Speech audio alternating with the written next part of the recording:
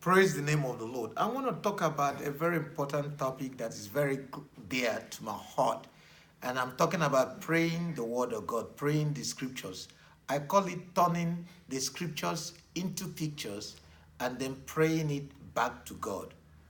The most important prayer, the effective prayer, the perfect prayer, the direct prayer is to pray the word of God, to pray the promises of God, pray the mind of God, pray the scriptures back to God. And to that effect, I want to introduce the book of my dear friend Apostle Eckhardt. It says Prayers That Rout Demon. I love this book because it's actually prayer points by scriptures.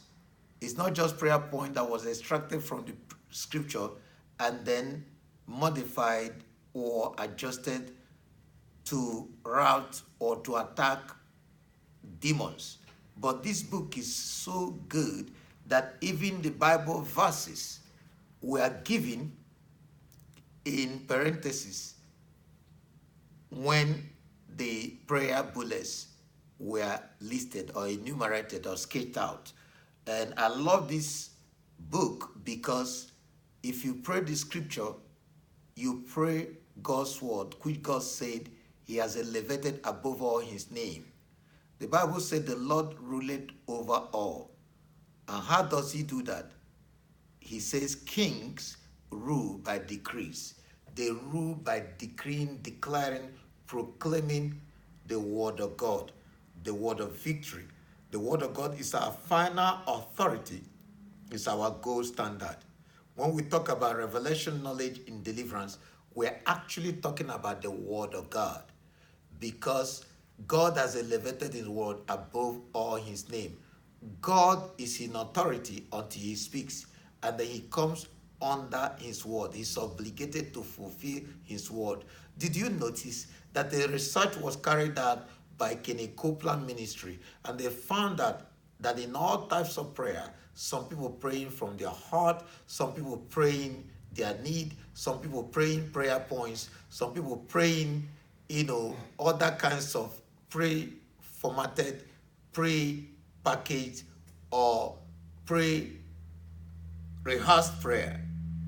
Do you notice that 85% said that they get results that terminate in source when they pray the scripture? Other prayers get some 5%, some 0.5%, some 1%, and other percentages in between. But the greatest results, the greatest solution, the greatest breakthrough, the greatest proof that the word of God works was praying the scriptures. I call it turning the scriptures into pictures and begin to pray it. First of all, when you pray the scriptures, try to memorize the scripture. Try to meditate on the scripture. Try to rehearse the scripture. Ponder over it. Reason the scripture. Make it part of you, because you have to become what you believe before you manifest what you conceive. You see, when you say it, you see it. When you proclaim it, you claim it.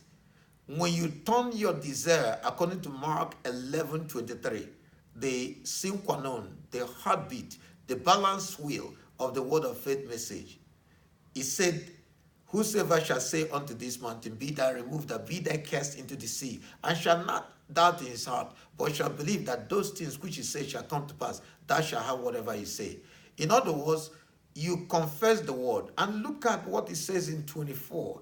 He said, therefore, whatsoever you desire, when you pray, believe that you receive them, and you will have them.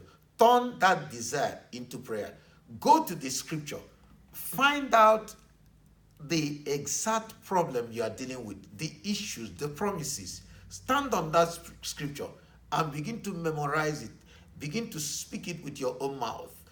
The psalmist said in Psalm 39, verse 3, he said, I was missing, my heart burned, and I begin to speak with my mouth.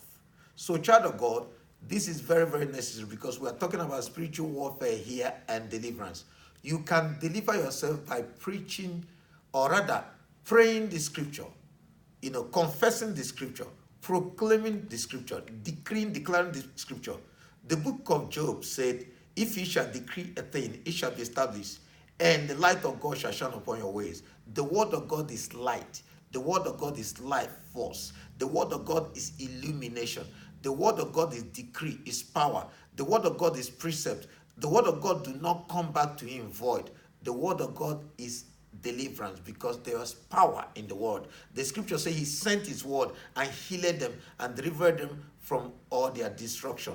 See, the word of God do not come back to him void. It's word of grace. It's word of victory. It's word of breakthrough. It's word of turnaround. It's word of healing. It's word of deliverance. It's word of open heaven and open doors. It's word of overflow. It's word of multiplication. Every blessing is already in the word of God. Now, because we are emphasizing, we are focusing on healing, on deliverance and breakthrough and turnaround, you discover that memorize the scripture. I discover that a lot of Christians do not know the scripture. It is the manual for living. It's the mind of the manufacturer.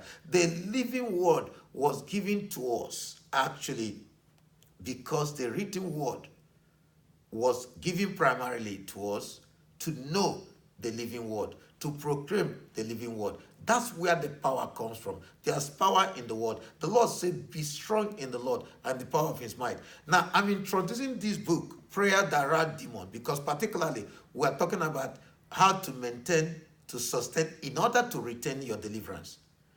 It's not enough to be delivered. You have to be followed up. You have to follow through.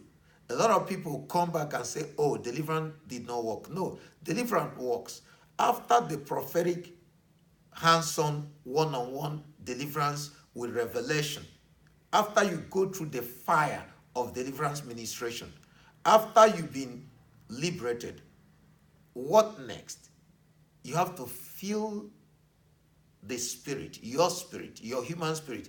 You have to feel the heart, the house of the Holy Spirit, the temple of the Holy Spirit. You have to fill it with the word of God. Remember, the scripture says, if the demon goes away, and you come back to survey, you come back to look in, you come back to see if his house, by this I mean the human body, is swept clean, is garnished. The Bible says it will go back and bring 7 other demons, much more ferocious, much more wicked than himself.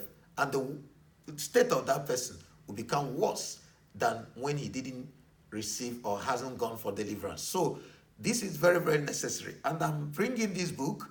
I was not given anything by the author, and because it's a very helpful book, and I just believe I can recommend it for my readers. It's a popular book. It's a bestseller. And that's why I want you to really, really, look at this book and then use it as a deliverance follow-up. And Pastor John Eckhardt, Apostle now, is my friend. And then I love his book. I've been recommending this book to people even before I met him personally. So God bless you. It's one of the things that we can use to recommend you. And then we always have deliverance in 6633 Mableton Parkway, Mableton, Georgia, 30126.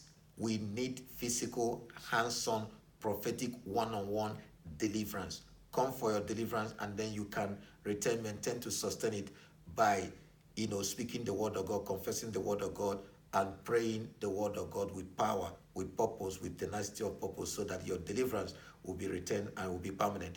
God bless you, Dr. Ozo. Bye-bye.